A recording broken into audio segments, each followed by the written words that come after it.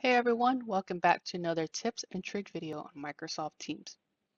Today we're going to be looking at how to include audio when you share your screen on the desktop application.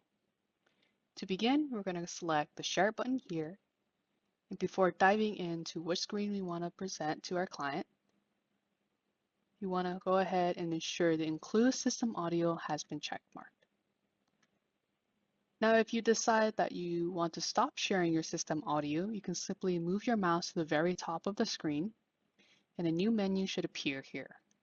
In between the Give Control and the Stop Presenting button, you have the option to stop sharing your system audio.